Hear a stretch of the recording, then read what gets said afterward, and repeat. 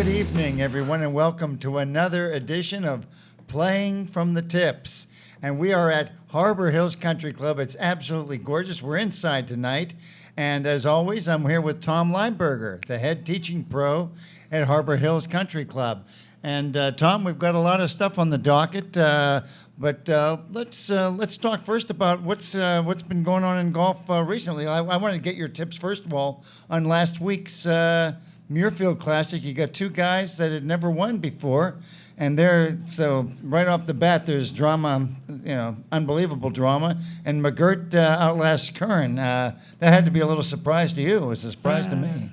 Yeah, he showed a lot of poise. Getting in the playoff and winning his first event, but the competition out there, if you talk to the tour players, that they feel like anybody could win on any given week.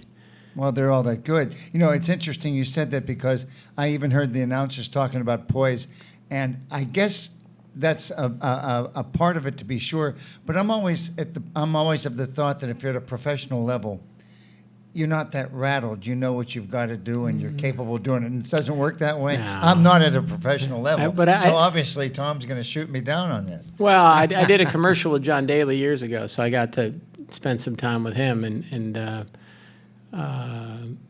he's definitely an emotional roller coaster. So they're not. Everybody's different personalities. Well, I guess that's right. Sure. Yeah, the only one of the things that I learned early in my golf career, working with Bert Yancey, and he taught McCumber that won, and he taught like Kratzert and some of the other guys that he worked with, is that everybody, if you're a Type A personality, then your golf swing is going to kind of reflect that. If you're upbeat, go, and then your golf swing is going to kind of go that way. If you're really slow and methodical and you take your time on everything, then your tempo and your golf swing is going to be that way. And if you try to go fast and you're slow, or if you try to go slow and you're fast, and that's not going to work. No. We used to teach a golf school years ago, and I remember Bert would get together and he'd go with a student and he would go, put your feet together. He'd actually have them talk through this routine. Everybody has a routine.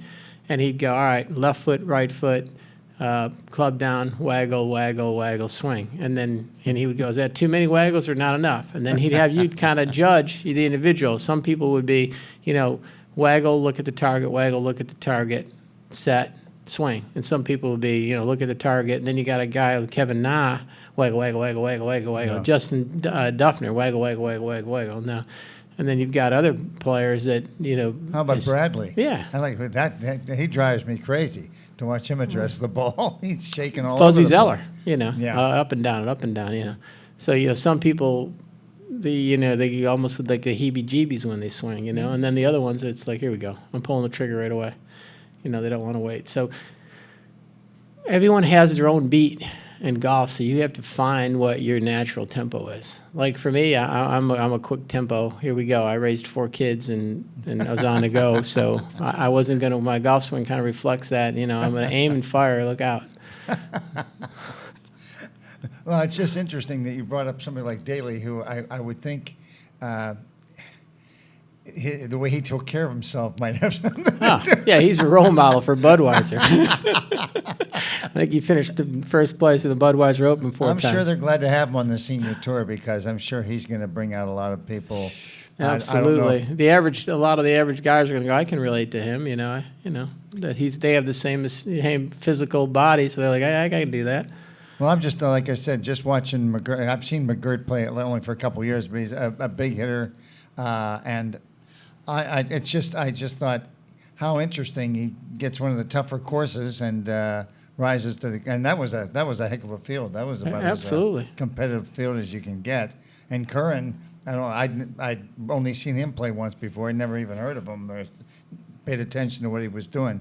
But I thought that was special. But you also had some results going on this week too. Yeah, I'm a big MB Park fan because she was a Mount Dora Bible girl, and she played high school golf with my daughter, so I got a chance to kind of be around her for a year. And when I watched her play in high school, I thought she could win in the tour in high school. That's how good she was. She was phenomenal. And I was just looking at, she's 22 29 now, and I think Lydia Ko's 19, and then your lady, pronounce Can I say it? The alphabet. I'm going to screw up her first name. It's Araya Jatunagarn. There, I think I got Jatunagarn. it right. I think She's 20. won 3 in a row. 3 in a row. And MB's coming off a thumb injury, and now you've played sports growing up, and any time you get an injury, I know I hurt my forearm playing golf, and it's tough. I mean, trying to be at that level, and if you're injured, then you want your swing might want to compensate. You can't compensate. Can't Then another part of your swing or something else goes south. That's exactly right. Yeah, she's right now she's 1 under par through 4 holes, and she's playing with your lady, the alphabet, Jatunagarn. Jatunagarn, and Brooke Henderson's got the lead at 4 under, and Brooke Henderson's had a hole-in-1 on her 13 today to get the lead. So. And Brooke Henderson, she's what? She can't be more than 18. Yeah, she's a young lady too. She's unbelievable. She's Canada's new hope, and she's got a great swing. And I watched her on TV. I said, she's still in grade school. I couldn't believe how young she looked. I'm a big girl though, but boy, she can turn on a golf ball. But and is Lydia? How did you get her stats? I didn't hear. Jatunagarn is tied with her at 1 under. I know that, Okay. and I know I was looking at just the history of looking back at MB's career when I was around her in high school. Anyways, Joe Hallett was her coach, and he's Stacey Lewis's coach right now too. He was a great amateur player. Yeah, Joe is a really good teacher. A good friend of mine. They were actually cousins, believe it or not. Small No world. kidding. Yeah. I didn't know that. And then he's living in Tennessee, but he travels a lot with the tour players. And she won the National Junior Championship in high school at Disney. Wow. I had a chance to walk with her in the qualifier. She shot 75, and she hit it in the bunker and made a double, couldn't get it out, hit it under the lip, and made no putts. And her mom was just really upset about the way she played. And then they go on to match play after that, after they qualified. And she won all her matches and won the national championship for junior golf. So she was tough. They had another quick story on MB, and we'll go roll on. Is that Sure. She in the districts, the high school districts at Forest Lake, she was 1 shot behind at the turn to a young lady. I think they ended up going to Vanderbilt. She shot 35 on the front. The other girl shot 34. And then MB on the back 9 at Forest Lake went, I think it was birdie, eagle, shot 29 on the back. And she got done, and I congratulated her for the 29. She said, I missed 2 putts inside of 10 feet. She felt like she should have shot 27. 27. Yeah. She was mad that she didn't shoot 27. But that's kind of what makes her great. She doesn't satisfy herself. Well, I'll tell you what. Like I said, we're going to get into a lot of the rules of golf that people are going to find fascinating, because you may have been playing into the wrong assumption the whole time. We're going to do that in the our second segment. I also wanted to talk about, before we get into that, you've been following the pros. Oakmont's coming up. Who do you like and why, and whose game do you see really peaking at the right time? That's the feedback that you got from the pros. They almost think the course is unfair right now. Well, I've thought it's unfair for 20 years. Yeah. Sorry about you Oakmont fans, but they trump it up to make. They don't want anybody Johnny Miller in it again and doing a 63. That knocked them down a few pegs. I didn't like that. I got it. Dustin Johnson's playing good this week. And he is, like Jordan Spieth made a comment this week on Dustin Johnson. He says if he ever can figure out how good he is, he will be the best in the game. Well, and Spieth said he feels like he could easily be the best in the game. Well, he looks like he effortlessly just creams the ball and hits it straight. His putting has been inconsistent. I've seen him make a few, but he also has let a few tournaments slip away by missing some putts. But that's interesting because he's got the length. Obviously, it's not. He's got the length. He's got the strength to get it out. He'll be if he hits it long and hits it in the rough. He'll probably be able to muscle it on the front of the green. He hits me as the type of guy. I think you got to have somebody with a really good putting touch, and he doesn't hit me that way. But maybe he'll run away with it. Well, he's streaky. Yeah, he really is. It'd have to be. He's a streak player a little bit. So if it's his week, he's going to be tough. Well, that's interesting. The guy I thought was the guy I always think is a big competitor in the majors is Justin Rose. And I haven't been following if he's been doing that great of late, but He's steady every yeah, week, that's what makes I mean. the cut. He's always in there. He's almost a Furyk, a young man's Furyk. They come out and they just make very few mistakes, and they just grind it and grind it and grind Yeah, it. Retief Goosen is up there on the leaderboard today, too. No kidding. Yeah, he's at 3 under, 5 under is leading right now. Tom Hogue is leading at 5. Dustin Johnson's at 4, and Retief's at 3. Well, And Retief's straight. He's Mr. Patient. well, he's actually made a nice. I know he had a bad year and a half or 2 years. He hasn't been doing that well, but he's been off to a pretty good start this year. I've always liked him because I always thought he was classy, quiet. He seemed like the type of a good role model. Gentleman. Yeah, I he really, is. that I really enjoy. So that's great news. I can think of nothing neater than to see Retief Goosen at the top of the leaderboard, whether it's this week or going into Oakmont. But I always like to talk to the pros like Tom because they've got an eye for what's going on the tour, and I think that's probably see what happens to Dustin Johnson this weekend. If he messes up, then I don't know what to tell you except Tom wasn't paying attention. That's right. He's a John Daly fan. What does he know about who's going to do well in the tournament? But I know that's coming up next week. But I'll tell you what. As we get ready to go into the next segment, I just want to preface this by saying that to me, probably the biggest just drives me crazy is the lack of knowledge of the rules of golf by people that play it all the time, and I'm as guilty as anyone else. But as the hackers play like we do, and something happens and some ball moves, and somebody says, "Well, we're not on the PGA Tour, just play it," or you hit it in the lake. I'm always amazed because they're really not paying attention to the rules. And the rules, if you're going to try and especially pass the game on to the children, good grief, they've got to know how to play the game. So I'll tell you what, as we're wrapping up the first segment here, we're going to be back, and this is I'm going to have all sorts of interesting questions for Tom because I don't know the rules like I should. So pay attention, and we'll be back with the second section of Playing from the Tips. See how good he is? What?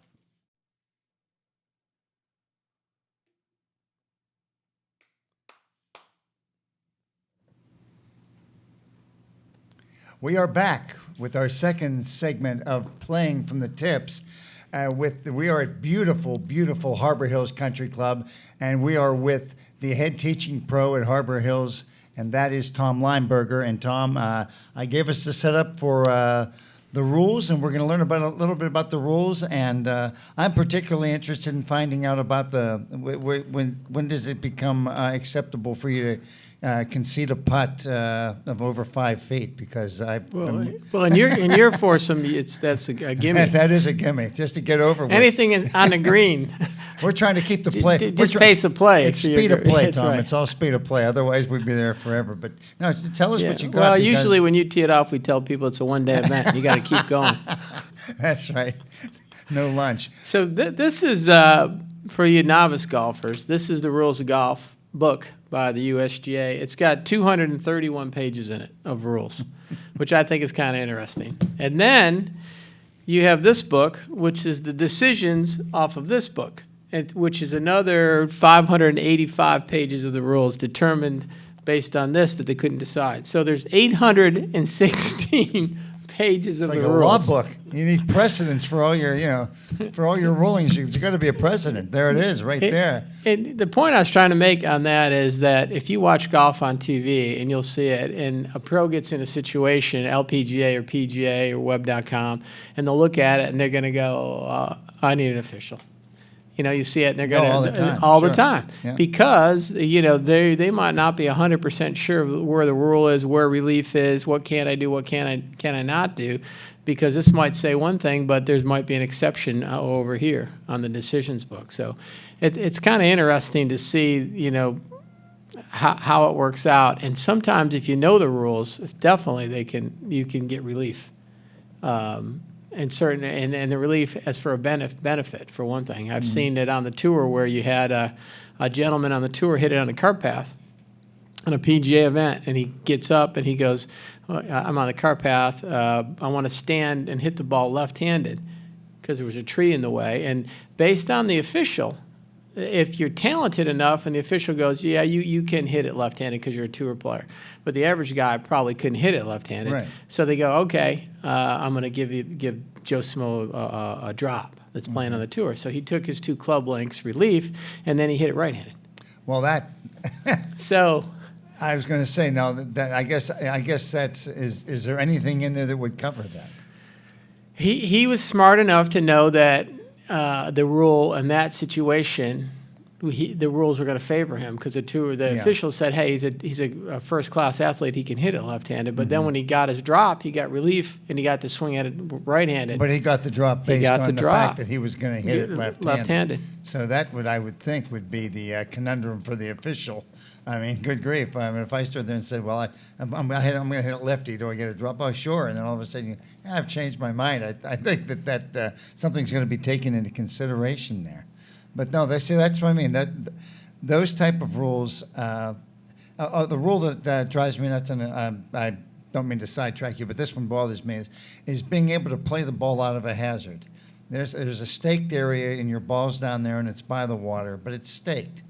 Now, do you have the right to go down there and play that if you can? Oh yeah, you can play it. Well, okay, but what you can't You can't ground your club. You can't ground your club, Right. and by that I mean, and especially if it's high grass. I mean, if you got some reeds down there and you got to play it out of the reeds, you better not be touching the reeds when you. Bunker shots the same way. You can't ground your club. Right. You know. In So fact, that- we were talking about Dustin Johnson last week. Remember, he had that cost him. I think it was the Open, if I'm not mistaken. Craig Stadler, years ago, I remember watching it on TV as a kid, and he had a ball underneath some trees, and he laid a towel down. And he went under the trees and put the towels on his knees and got on his knees and hit the shot out. And the tour officials came over, and he got charged a penalty for building a stance using the towel. They said he was building Something not part of you. right. Yeah. They said that they felt like he was building a stance by using the towel. And they interviewed Craig Stadler afterwards, and he said, I wasn't building a stance. I got a $100 pair of pants. I didn't want to get them dirty. Well, I was just going to say. I thought that was pretty good. He was real honest because I wasn't building a stance. But It's interesting from the pros now. Are the rules officials obligated to explain that you're going to be doing it wrong yeah, if you absolutely. do something? I've been a rules official in a lot of events, and whenever I make a ruling, I will take the decision book and read them the rule, the player. This is what the rule is, line 5, 2-B, whatever, and then we'll read them that rule from the. So it's not Tom Leimberger making this rule up; it's the United States Golf Association. So you always want to read the rule to the player. Well, you brought out the rules of golf. Now, don't you agree that's something that everybody should have in their bag, even the Sunday player? Because you're going to get all sorts of interpretations from people, all sorts of them. The biggest problem you're going to have is that if I play with you, I'm going to tell you how to drop the ball, or I'm going to tell you the rule, and I don't know the rule. So you've got the biggest problem you have is amateurs telling other amateurs the rule, and they're giving them the wrong advice anyway. You got to verify what they're saying. Then you got to get the book out anyhow. So if you hit it out of bounds, they'll go, "Oh, just drop it 2 club lengths from where the ball went out." Well, that's not the rule. Especially if there's money on the line. Yeah. Well, I'm always going to make Bob go back on always that. make me putt the 1-footer. I can tell you that. Don't ever give me. But a putt. you've got the other thing I looked at, just simple stuff to get started. You got match play and stroke play rules, and they're not the same. So, match play is a hole-by-hole score. If you make a 4 and I make a 5, you're 1 up. You make Right. a 4, I make a 5, you're 2 up. But if you get penalized, you lose the hole. Where in stroke play, if you make a 5, then you get a 5 on the card, and it's accumulative over the round of golf in 80s. So what you just said, now, and I did know this, and I've been playing golf 55 years, so if I'm in a match play event and I'm penalized, I lose the You hole. lose the hole. It is forfeited. I might as well go to the next tee. Right. I did not know that. I thought okay, I'll take my 2-stroke penalty, get my 8, and hopefully my opponent will get a 9. Yeah, you have to. There are different rules on that. The rule rule 4 I was looking at is clubs. They have a maximum of 14 clubs. That being said, then there's also the face itself, on the golf club of that springboard effect. There's the USGA has guidelines on the hosel and the length of the head of the club. So there's all those other regulations. But you always you look at the tour players. One of the tour players, I think last year, they had 15 clubs in their bag. He blamed on his caddy. I remember Woosnam. Maybe is that the one? Yeah. It was Woozy. He wasn't happy when he found out his caddy had an extra club. Had an extra club in his bag, and I think he was leading the tournament at the time. So, but no, that's the type of stuff though that people don't pay attention to. I don't think. Yeah.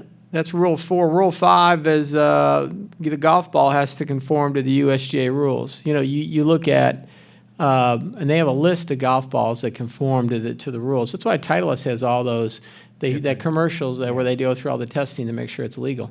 But you'll see the infra commercials by the super long golf ball XZXX, and you'll gain 20 yards off your tee shot. Well, you can gain 20 yards, but it's an illegal golf ball. It'll be 2 strokes per hole more. Right. And Callaway actually had a driver for a while that the USGA said it was too much of a springboard effect on it, and they had it out, and you could buy it, but you couldn't play it in an event. So, Schlesinger, if I remember right, Schlesinger played a golf ball that was not quite as big.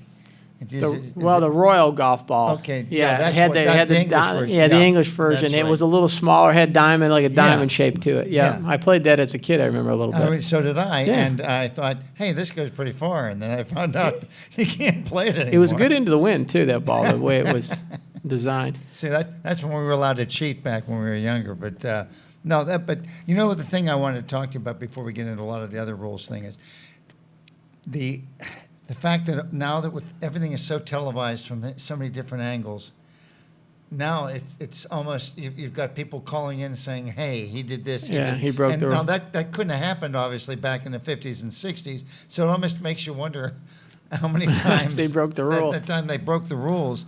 But I think it's great up to a point that people are calling in and say, "I picked up on that. He brushed the ground. He cleared out some brush before he played his shot." And I thought, wow. I said, so he's probably going to get dinged for that. But I wonder, is that something? Do you think that that's fair that they should get calls from people and then make rulings based on that, or should it just be the officials and should their opponents and their players officiate the game? I'd have to go with the players and the officials that makes that are sense there. to me. Yeah, That'd be like if you related to other sports, you watched an NBA game on TV and then you call in and go, "Hey, number 5 was holding him under the basket. You should have called a holding penalty on him." That's kind of the way I thought. I just thought the players know, and they're not. One guy will come up and say, "Well, you shouldn't do that," or I see a lot of times when they're just trying to make determinations on who's away and who's. Well, the tour players they're playing for a living, but Yes. even at the high school level, when they get done with a match, you're supposed to check your scores on every hole and say, "Hey, I made a 5, you made a 4," and everybody keeps a card. But at the end of the round, all the scores should add up. If they don't add up and they're not the same, then they have to do between the group. You have to say, "Hey, Determine where the mistake is at." Yeah, and are they keeping each other's scorecard, which is what they should be doing? Absolutely. That's good because there was. I remember when I played in college, you kept your own score. I think a lot of us shot a lot better than we really did, if you get my drift on that. All of a sudden, I said, I should be 2 strokes ahead of this guy. And then, it's that electric pencil you had. That's exactly right. But I'm glad to hear you say that because I remember they said, well, somebody called in and now they're going to assess him a 2-stroke penalty. I thought, okay, maybe, but you can't just have cyberspace calling 2-stroke penalties on people. At least I don't think you can. I mean, that because they're obviously not watching. They see the guy that's on TV, but there might be guys over on hole number 7 that's doing something just as bad, and he's not getting penalized because it's not televised. Right. So, in my estimation, I always thought that was a kind of a raw deal, and I'm glad you seem to agree with me on that. And the players govern themselves pretty good. If I'm playing for a $1 million purse against you, I want to make sure you play by the rules. And they have a few times where a few of the big names kind of got into it, saying, "Hey, he took an illegal drop, I think, or this he did this," and then or marking the ball. Or marking the ball. That was a big thing too. So I'll tell you what, I know we're out of time here in this second segment, but we've got all sorts of rules and all sorts of problems to discuss about what's been going on, not only in the tour, but in the rules in general and what people do to take advantage of things that they really don't know about. We'll be back with the third section and third session from Harbor Hills Country Club, playing from the tips, right after this. How are we doing? Good. You got me. You got a mulligan. okay. You got a mulligan. That's the word we're looking for. We are back with the third segment of Playing from the Tips here at beautiful Harbor Hills Country Club. I'm here with the Tom Leimberger, who's the head teaching professional here, and we were talking about rules. And one of our patrons, one of the folks in the audience, brought up a very, very interesting topic. And this is something that we're not going to be talking about too much anymore because of the rules. But let's talk about the anchoring the putter and what was going on with those rules. If you look at, you like Adam Scott, for an example, he had to switch totally, and he switched a few months ago, tried to go back to the traditional putter, and that some of the other players, it can't be anchored on your chest. You still have Langer that won. Yeah, Langer still he putts with it away from his chest. Yeah, but he shows it along. But it was interesting. I have a flyer in the golf shop that the USGA sent us, and it's probably 4 feet by 3 feet, and it has all the pictures on anchoring your putter, what's not and what is, and what's illegal and not illegal, trying to figure it out. But in a nutshell, you can't have it on your body. It has to be away from your body. You got to keep it as simple as you can. Now, Kuchar, Matt, he anchors it on his arm. It's not on his chest. So that is all right if you put it on your arm. I know Langer used to, a while back, he used to choke way down on his putter, kind of anchored down years ago. He had an odd That I don't putting. remember. I'm sure he did. Yeah, he had a real strange putting stance for a while. He would go way down and then putt, almost going to the ground.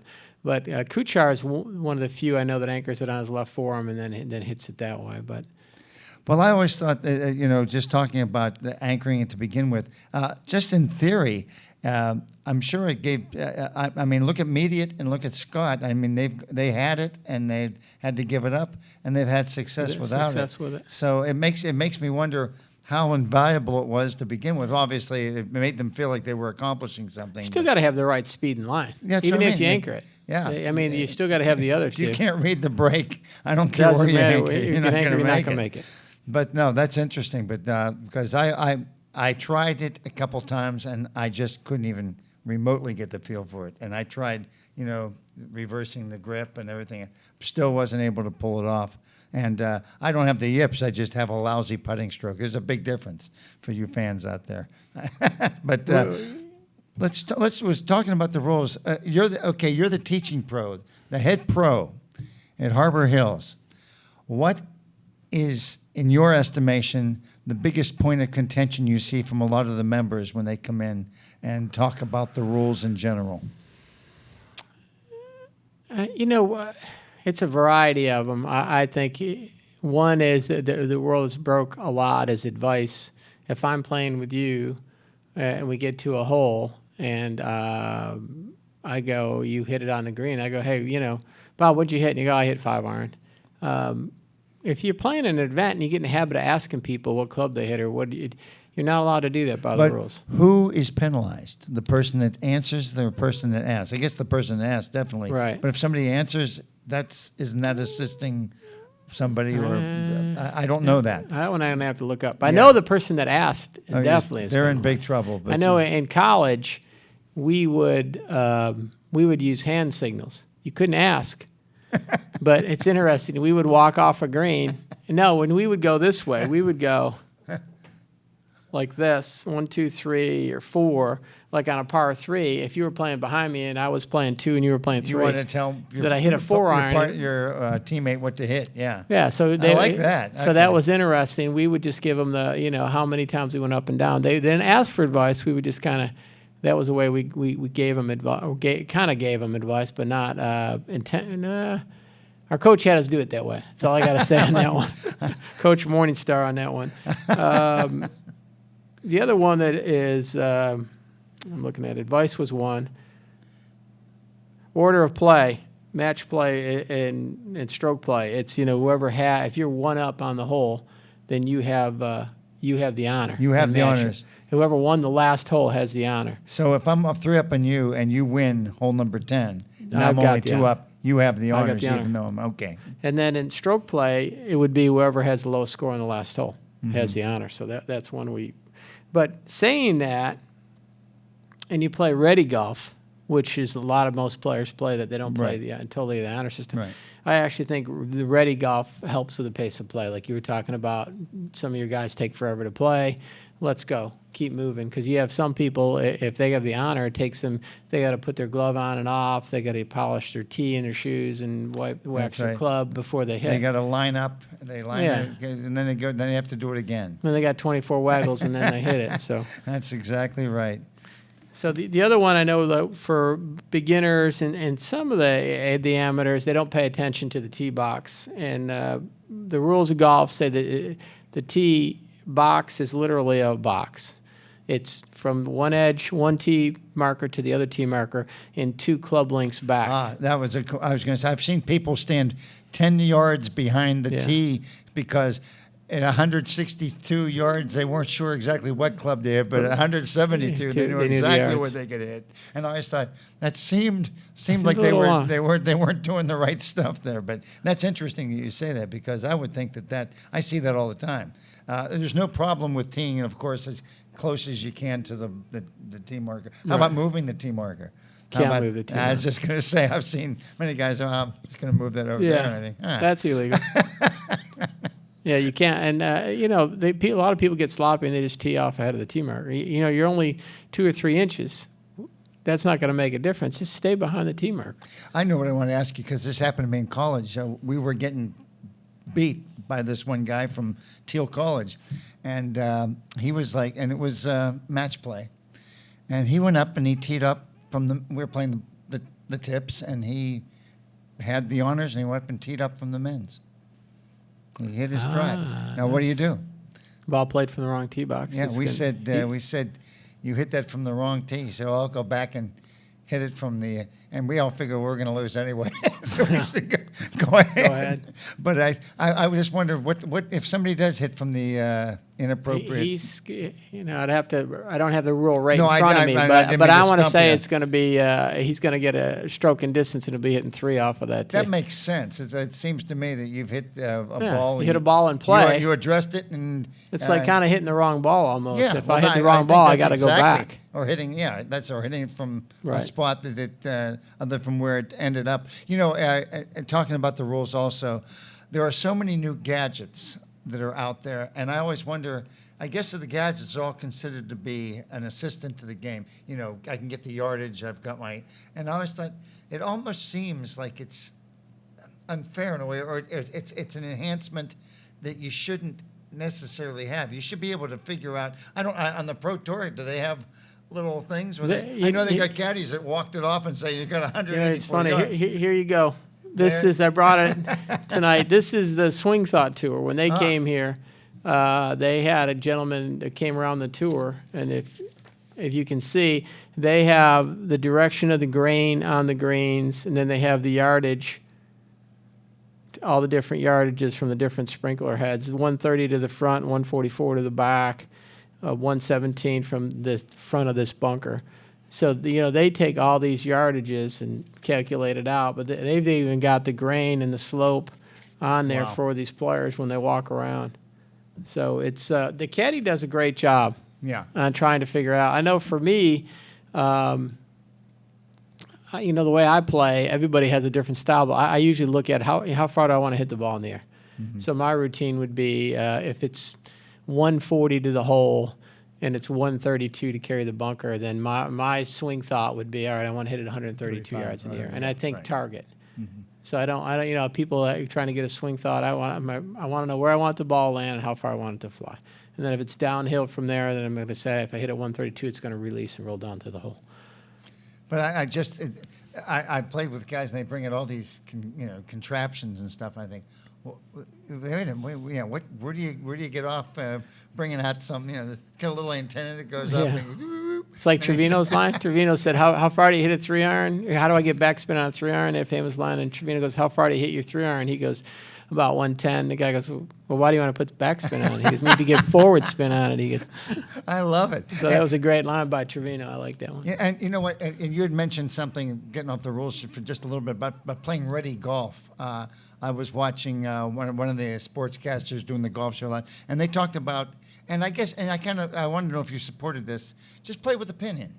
Yeah, He said, if you want to move around the golf course, he said, this isn't, while you want to play by the rules, and yes, sometimes you're supposed to hit the flag. And if you're just trying to speed up play. And you're not playing for anything, why not just, I know we have leave some. the We flag have in the some. hole. We have, like I mentioned at one of the first shows. I think we have some doctors that play at 6 o'clock. They get out of work. They got their scrubs on. They just got here. They worked all day operating on people, and then they would turn around and say, "Hey, I played with them. The first time I played with them, they were like, we play speed golf." And they go, "What's your speed golf?" They go, "We leave the flag and keep moving."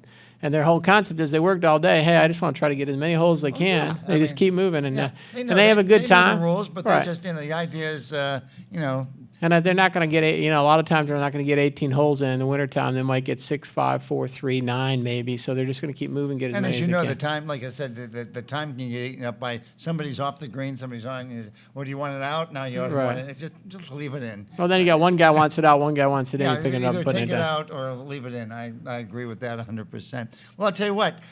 We've had 3 segments, and it's been pretty interesting hearing about the rules. But we're going to have a discussion about a gentleman who has really helped some of the elite golfers achieve some great success by working with the mental capacity of the game. So we'll be back to talk about that gentleman in the 4th section of Playing from the Tips here at Harbor Hills right after this. We didn't get that too many rules, actually. We're in the home stretch here of Playing for the Tips at beautiful Harbor Hills Country Club. We're with Tom Leimberger, the head teaching professional here at Harbor Hills. And we just found out off camera that Tom's really making a radio career for himself. He was on Radio 580 AM out of Orlando this past week talking golf.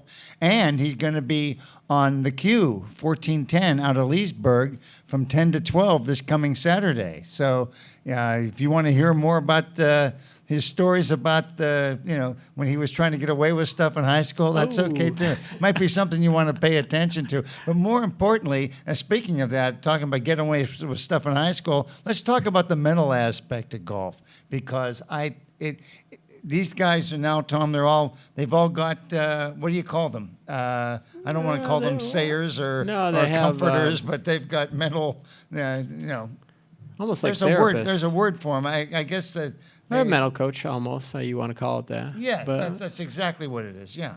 yeah, you got Rotella. I know that one of the things that I still like is see it, feel it, trust it. That's one that I'm going to put into your game, okay? So as a pre-shot routine, see the shot, let your mind see it. Is it a draw? Is it a fade? Is it going to break 3 inches, 6 inches, uphill, downhill? Where's the grain? Is it shiny? It's down grain. If it's dark, it's into the grain. Process all that. See what and then feel it. Feel it's your hands. You'll see great putters. They'll grip the putter, then they'll kind of let go of the putter, then they'll re-grip. Because you don't want to take all the tension out. So see it, feel it, and then trust what you see and feel. Don't say, it's going to break 3 inches, then get over it and go, no, it's not going to break at all. Trust what you see and feel and hit it on that line. It's just like trusting your golf swing. You think, okay, I'm trusting my golf swing, and as you start to take it back, you think, that doesn't seem like it's on center. And then you start, and the next thing you know, you're in the lake. So that's, but let's talk a little bit about Bill Rowland.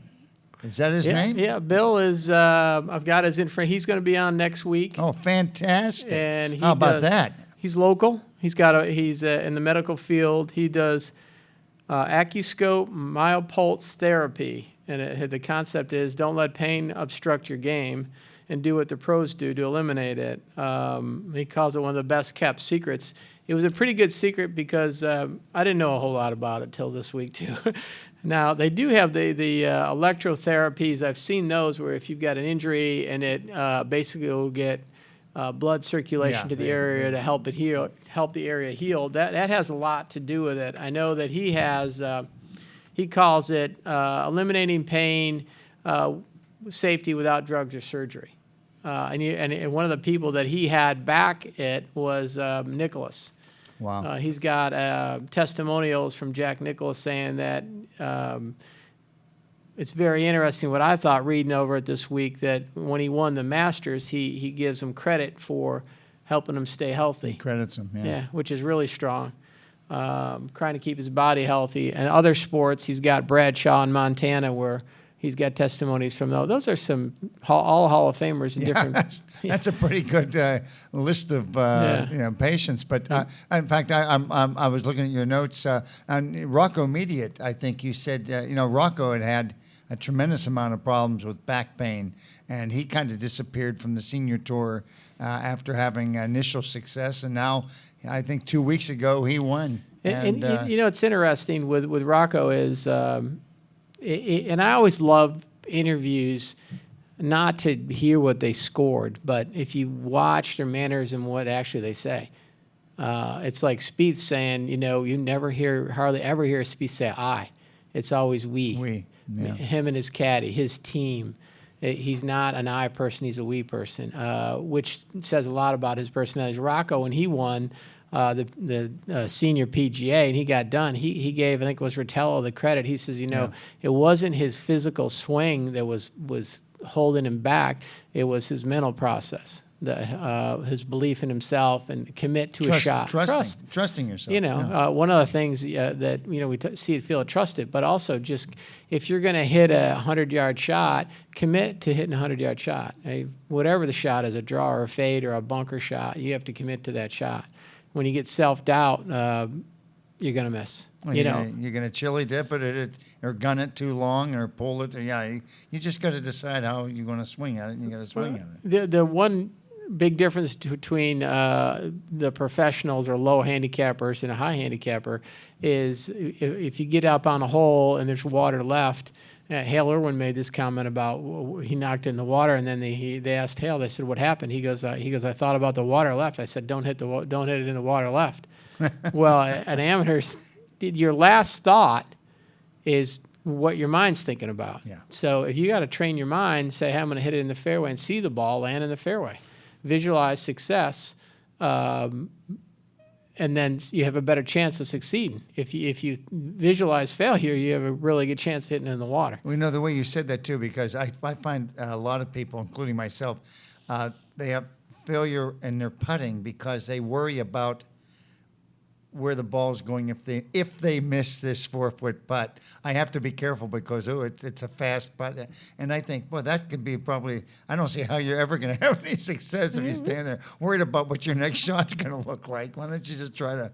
But if you look at the careers like Nicholas, Watson, Tiger, when they were in their prime, they didn't miss, and then when they got a little bit older, they started to miss, and then they actually, truthfully, I think they believed they could miss. Yeah. And then once you believe you can miss, then you've got that. Then you start thinking about that. Then you start thinking about it, and believe me, wasn't on the tour, but I really don't think I'm going to make a lot of my putts, and I'm right most of the time. So, but just the science in general, and like I said, it's great that we're having Rowland come on next week. I guess that's something that obviously the average hack can't do, is have we'll call him a mental coach, or a coach to tell them to The books are good though. If you do the books and the videos, those are going to help you. That sounds great. I know that Rich Beam, when he won one of his tournaments, and they had his caddy mic'd, and it was a 16th hole, par 5, and he drives it down the middle, and then he turns to his caddy and he goes, "Well, what should I do? You're my caddy." and the caddy looks at him and he goes, "Well, what do you mean? What should you do? Just knock the ball in the middle of the green." And the caddy told him, he goes, "There's no time to think." He goes, "Don't think now. Just knock it. You hit it down the middle of the green the whole week. Now's not a good time to start thinking a lot." Well, it's kind of like if you're athletic, be an athlete. Don't let overthinking. My uncle used to tell me a long time ago, analysis will give you paralysis. If you overanalyze, you get stuck. You can't get out of your own way. Well, those are great words too. I mean, because that's I think everybody can look in the mirror and say, yeah, I do that to myself. I overthink something. Well, this is so easy. What could possibly go wrong? Well, let me think about all the things, and then the next thing you know, they all go wrong. But as we were getting down to the last couple minutes, I wanted to get back to the rules for a second, and I think you had a few things that you wanted to discuss regarding the rules. Some of the rules that people break a lot is if you're searching for a ball. I've played with people and they're searching for a ball for 10 minutes and they're still, like you said, they've cut every tree down in the forest trying to find the ball. They've uprooted everything in the forest and they still can't find their ball. They still can't find it. But they still think it's in bonds. That's right. And you only get 5 minutes. By the rules, it's a 5-minute clock, so you've got to find it. That's one I think people have a hard time with. And winter rules and summer rules, the USGA's got that. They play the ball down, play it as lies. You made the comment that some people that lie always magically gets perfect. But there's times when the conditions are real wet or there's where you have to play it up. Yeah. So they play winter rules. The tour does that at times. Certain times of year in Florida. Florida, we go through transition where we have ryegrass and then we have Bermuda grass. When all the ryegrass is dying out and the Bermuda grass, the summer grass is coming in, a lot of courses going through that transition time of year. And then you end up playing winter rules for a few weeks until the ryegrass kicks in or the Bermuda kicks in. The other one I think was interesting that happened locally, and I won't tell who it was because I don't embarrass anybody on this one. You can't substitute a ball. We had a high school girl that one of our players was playing in the district or state event, and the official was there, and it happened to be one of the officials at Harbor Hills, and walked up to the green and watched her putt out, and he looked at it, and he goes, well, that was kind of strange. He goes, and so he calls her over, and he goes, Susie, he goes, didn't you hit a white ball onto the green? Your ball changed colors. And she was really honest. She goes, I always putt with a pink ball. It's my putting ball. It's my favorite ball. And so obviously she got penalized and for every time that she's changed golf balls actually. And it was, but she was been doing it the whole year and no one's called her on it, that she's kept changing balls to putt with. So let me ask you also about changing balls, because it seems to me that if I'm playing in a foursome with you, and my ball I hit it on a cart path or something, can I not call you? Absolutely. Or somebody You're to say, supposed to. You're supposed to say, "Hey, the ball's cut. I want to take it out." And now, but is it up to the opponents to either agree with you? Right. They can disagree. They can disagree Right. also. Okay. But I always thought that was interesting because a lot of times, but I guess some people just feel that randomly, that one's got a cut in it. Well, you got to show it. Right. You have to show it. You got to show it to Right. everybody, or you don't have the right to take it out of play. Yeah, your opponents can let you take it out of play if they agree with you. But and that would be like for me, if you did that, I would be all right. You think it's cut? I would go, okay. Most of the time, I'd want to see where the right. But if you play with like imperfection is. Johnny Smith or Joey Smith or whatever the gentleman's name is, and every 3 holes he's trying to take his ball Yeah. out because it's cut, then that would be an issue. Somebody that has a chronic, I'm always taking the ball out of play. Then. And how important? Well, I know how important it is, but how important is you have to mark your ball before you start, just so you don't, because you got a lot of absolutely. people want to play. You can see the commercials now; they're actually showing you what are you playing, but they're all marking their ball, and that is something that very, very few amateur players do that they should do. Because if I happen to, I hit one out of bounds and I pull a Titleist 4 out of my pocket and somebody else is playing a Titleist 4, then you got all sorts of. I actually got a Sharpie here, and you have, they put 2 dots on it. If you're playing a Titleist 4 and I'm playing a Titleist 4 and they're both Pro VXs, Right, yeah. then we don't know the difference in the ball. So I know it when I run an event here, it's a high school event or a members event, I always tell them, hey, mark your ball and tell your opponent or who you're playing with, hey, I got a Titleist 4 with a red dot on it. I got a Black Max Fly with a number 3 with a dot on it, or initials. I know, one of the guys that I play with, he puts a big K on his golf ball for his name. But Why not? And then whatever your pattern is, I think it's however you mark your ball, be consistent with the way you mark it. I wouldn't mark it a different way each time. Pick out how you want to mark it and then stay with that. Well, that's in a nutshell. That's a great discussion on the rules, and for even the weekend golfers like you and I, we gotta pay attention to the rules, and anything from marking the ball properly to taking a chainsaw and clearing out the brush to get an opening. I really appreciate Tom. Well, Bob, just remember this: that if you struggle with the rules, just remember there's only 816 pages. So So you're not the only one that struggles. That's right. Curl up with a soft drink, and you can get through the first couple anyhow. But again, thanks to Tom Leimberger, the head teaching pro here at beautiful Harbor Hills Country Club. I'm Bob Wiltman, and we'll be back next week with another session of Playing from the Tips. Thanks so much. Thank you. Would you like it? Not bad. Not bad. Sorry. The rules are they're not as. It was fun.